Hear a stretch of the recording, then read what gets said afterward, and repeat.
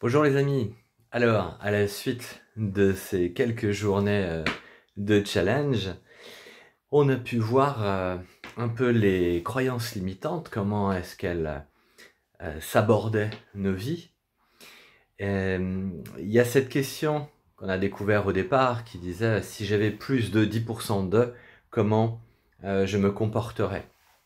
Si j'avais pas de problème relationnel, comment je réagirais? Si j'avais plus de joie, comment est-ce que je réagirais? Si j'avais l'habitude de l'argent, comment je réagirais? Si j'avais un couple, comment je réagirais? Voilà, mettez-vous dans la peau de ce que vous voulez atteindre et essayez de comprendre les pensées, les paroles et les actes, les attitudes que vous auriez. Premier point.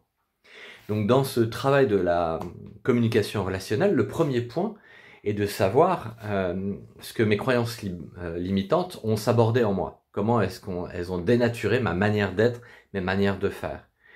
Et donc, faire une sorte de mime avec ce que je serais si je n'avais pas ce problème-là va me permettre petit à petit d'intégrer une manière nouvelle de penser, de parler et d'agir. Premier point. Deuxième point, focus.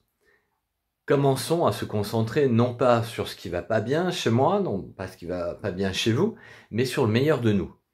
Comme je dis régulièrement, quand on est sous la pluie dehors, on n'est pas vraiment nous. On est juste quelqu'un de trempé, mal à l'aise, et pas au bon endroit au bon moment. Ok?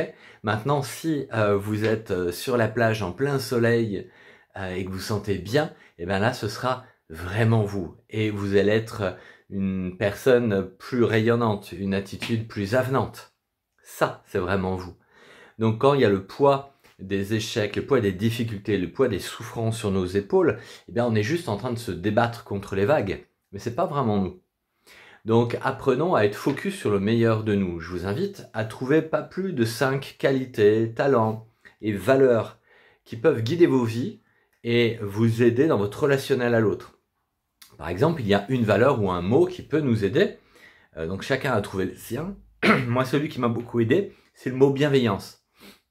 Je me suis aperçu, pardon, qu'en réfléchissant sur ce mot-là, en méditant dessus, eh ben, ma relation aux autres, quand j'allais entrer en relation, changeait à tel point que l'autre se mettait à se confier à moi.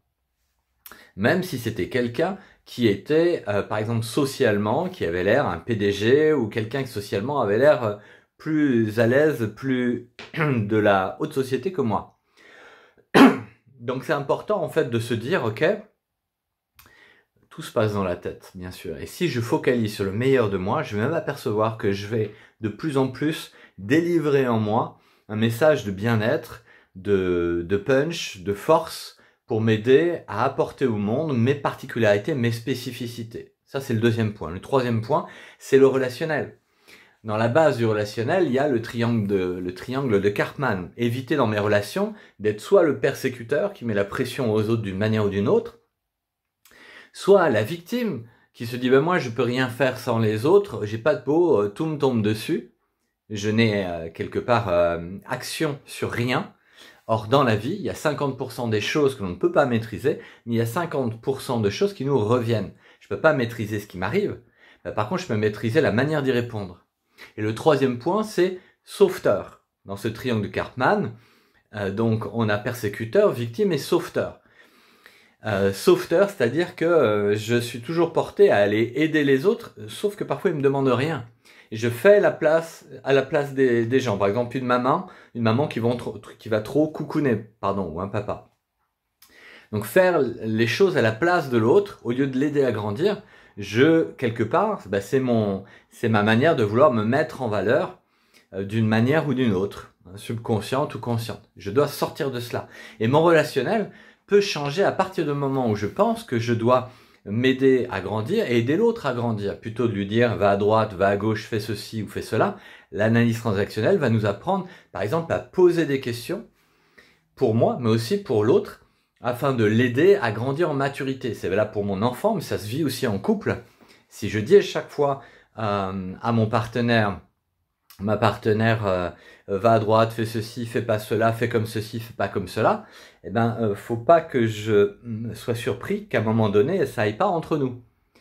Il y a de la liberté qu'il doit avoir, il y a un cadre et je dois me faire respecter et respecter l'autre. Et la meilleure manière de respecter, c'est aussi respecter ses choix. Donc poser des questions, tu penses pas que si l'on fait ceci comme cela, ça ira mieux? Donc dans ma relation, je dois apprendre à proposer, à questionner, à reformuler pour bien comprendre ce que l'autre a dans le cœur et dans la tête. On a deux mondes, le vôtre et le mien. Il y a une éducation différente, il y a de différence, il y a une sexualité, il y a une expérience, il y a des échecs et des victoires, il y a plein de choses. Donc derrière un mot, par exemple le mot échec, le mot réussite, le mot soleil, le mot bien-être, eh bien vous et moi, on a une manière différente de l'aborder. Donc quand on parle ensemble, eh bien il est très probable qu'on ne se comprenne pas sur un mot. Donc il va falloir poser des questions et bien reformuler avant de vouloir parler, entrer en relation. Et on va voir que si on fait cet effort-là, c'est un effort d'écoute active, et bien du coup, on va mieux comprendre et mieux être compris. Voilà, des petites choses comme ça, suggérer les choses, proposer les choses, non pas les imposer. Voilà, éviter les tu qui tuent quand on parle, mais être plutôt dans la description, savoir dire mes sentiments, écouter les sentiments de l'autre, être un peu plus dans le partage. Partage, c'est peut-être un mot aussi qui peut aider. Donc dans le relationnel, il y a tout cela pour prendre sa place. Je finirai donc par une chose. Sur ce relationnel et cette manière de mieux me connaître va m'aider bien sûr à trouver ma place. Et ma place, c'est pas copier les choses, c'est pas accumuler des tas de connaissances, des tas d'expériences, mais c'est aller chercher chez moi ce qui fait mes particularités, mes spécificités. Et il faut que ces particularités, ces spécificités soient fortifiées par une forme de positivité. C'est-à-dire que j'ai une pensée construction, j'ai une pensée solution. Et je vais m'apercevoir que plus je vais faire cela, moins je vais essayer de plaire ou de pas déplaire, plus je vais essayer d'être moi-même, plus je vais avoir une sorte de liberté intérieure, de force intérieure, de confiance intérieure, et plus je vais trouver ce pourquoi je suis fait. Voilà. Et du coup, je vais oser en fait. Ensuite, bien sûr, dans la vie, il faut des coups d'audace. Mais quand je mets de l'audace sur ce qui me réussit bien, sur ce qui me va bien, sur ce que je suis, sur voilà, ce qui fait ma différence, eh bien, je vais m'apercevoir que je vais réussir. Par exemple, j'aime écrire, j'aime lire. Ok, je me donne les moyens d'écrire et de lire sans me comparer, en essayant de faire ce que j'ai à faire. Je suis créatif. J'ai envie de travailler sur l'accompagnement des gens, la formation ou que sais-je. Et bien du coup, je dois me concentrer sur ce qui me réussit bien, sur ce que je réussis bien, sur ce qui fait ma différence, plus que de vouloir être comme l'autre. Bien sûr, on peut s'inspirer les uns des autres, mais on se met dedans, en fait, on se met en état d'échec quand on veut se comparer aux autres, quand on veut faire exactement comme l'autre.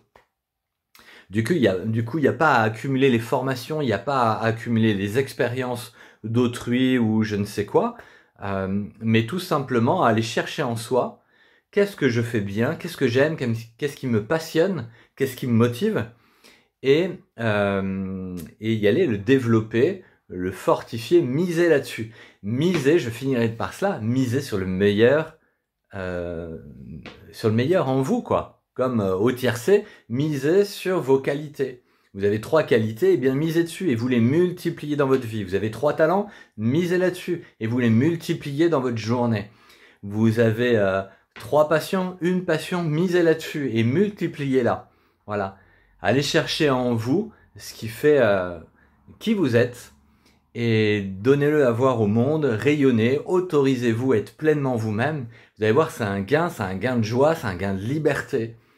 Mais du coup, ça vous ouvre à un relationnel différent et nouveau avec les autres. Voilà, passez une belle journée.